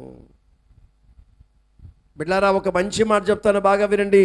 నీ సహవాసములో, నీ సంఘములో, నీ సేవలో, నీ ఆత్మీయులు, నీ తండ్రి ఇల్లు అంటే మెంబర్షిప్ ఉన్న సంఘం కాదు. నీ కొరకు కన్నీరు కార్చి, నీ కొరకు ఏడ్చి, నీ కొరకు ప్రాధేయపడి, నీ కొరకు ఉపవాసాలు చేసి, నీ కొరకు త్యాగము చేసుకొని, నీ కొరకు సమర్పించుకొని, నీ కొరకు ప్రతిష్ఠించి, అనునిత్యము నువ్వు ఎన్ని తప్పిదాలు, ఎన్ని ఎదవేషాలు వేసినా నీ గుండెలకు హత్తుకొని, నిన్ను గుండెలకు హత్తుకొని నిన్ను ప్రేమించువాడే నీ ఆత్మీయ తల్లిదండ్రులు అయ్యున్నారా? Praise the lord. అలాంటి సేవకులను విడిచిపెట్టి, అలాంటి తండ్రులను తల్లులను విడిచిపెట్టి నువ్వు వెళ్ళిపోతే నువ్వేమి లేనట్టు. నేను కని పెంచి పెద్ద చేసి ప్రయోజకునిగా మార్చి నీకు పెళ్లి చేసి నీ సంసారాన్ని గమనించుకుంటూ నీ మంచి బాగులు చూసుకుంటూ ఉంటే, నాకు ఈ పెద్దలొద్దు, మేము వేరుగా బతుకుతామని వేరే వెళ్ళిపోవడం ఎంత బుద్ధి తక్కువ పనండి అది. చెప్పకయ్యే ప్రభు మాట్లాడుతున్నాడు బైబిల్లో, తనకు తాను వేరైన రాజ్యమేది నిలవదు, నడిపింపునకు నాయకులకు వేరైపోయి వేరుగా ఉండాలని తండ్రులను విడిచిపెట్టి స్వతంత్రులుగా బ్రతికేవారు వారి రాజ్యము నిలవదని బైబిల్ చెప్తుందిగా. అయినా నువ్వు వేరైపోతావేంటి? సహవాసంలో ఉండవు, ఇంట్లో ఉండవు, పెద్దల నడిపింపులో ఉండవు, పెద్దలంటే విలువ లేదు, తల్లిదండ్రులు విలువ లేదు, అత్తమామల విలువ లేదు. ఇవన్నీ అయితే ఆత్మీయ దైవజనుల విలువ లేదు, ఆత్మీయ సేవకుల ప్రాముఖ్యత గుర్తుపట్టకుండా స్వతంత్రులుగా, స్వేచ్ఛగా, స్వార్థంగా బ్రతికే వీళ్ళంతా కూడా ఏమి లేని వాళ్ళంటమ్మా. హలో, వేరైపోవాలని ఆలోచన వచ్చిందంటే వాడికి ఏమి లేక, అది దేవునికి మహిమ కలుగునుగాక. బుద్ధి లేని కొన్ని అనుభవాలు దేవుడు మనకు చూపిస్తూ ఉన్నాడు. బిడ్డలారా, జాగ్రత్తగా వినండి. బుద్ధి లేని కొన్ని వాస్తవ సత్యాలు దేవుడు మన ముందు పెడుతున్నాడు. ఇవి మనలో ఉంటే ఎంత పరిశుద్ధులముగా బ్రతికినా. అమలాపురంలో కొంతమంది దైవజనుల సేవలు చూచాను. వాళ్ళు చాలా ఆత్మీయులు. కానీ భయంకరమైన విషయం ఏమిటంటే, ఎంత పరిశుద్ధులో అంత సమాధానం లేనివాళ్ళు. ఇద్దరు బ్రదర్స్ వచ్చి నా ముందు నిలబడ్డారు. వాళ్ళిద్దరు నాకు తెలుసు, కానీ వాళ్ళిద్దరెవరో వాళ్ళకి తెలియదు. విషయం ఏంటంటే, ఆ ఇద్దరు నిలబడ్డ బ్రదర్స్ అన్నదమ్ముల పిల్లలు. మా పెదనాన్న కొడుకని, మా చిన్నాన్న కొడుకని వాళ్ళకి తెలియదు. నీకు తెలుసా? తెలియదండి అంటాడు ఈడు. మళ్ళీ ఈడికి దోస్తులు ఉన్నారు, ఆడికి దోస్తులు ఉన్నారు. అంటే బయటతో స్నేహం ఉంది, కానీ సొంత పెదనాన్నగారి కొడుకు వాడికి, అంటే వాళ్ళ మధ్య ఏమీ లేదు, సమాధానం లేదు. ఇప్పుడు చెప్పండి, వాళ్ళు ఏమి లేని వాళ్ళు? చెప్పండి, ఏం లేని వాళ్ళమ్మా? పరిశుద్ధత విషయంలో టాప్. మొన్నీ మధ్య దైవిక స్వస్థతలో నిలబడి ఒక పాస్టర్ గారు చనిపోయాడు, మందులు వాడకుండా. అంత పరిశుద్ధత జీవించిన వాడు, కానీ మన దగ్గర ఏమీ లేదు. ఏమిటండి? దేవుని నమ్మిన బిడ్డలు బ్రతకవలసిన విధానం ఇదా? యేసు రక్తములో కడగబడిన మనము చేయవలసిన పద్ధతులు ఇవా? కాదే.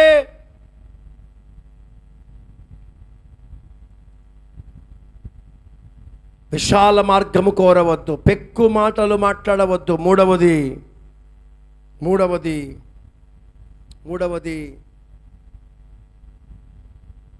ఏంటది?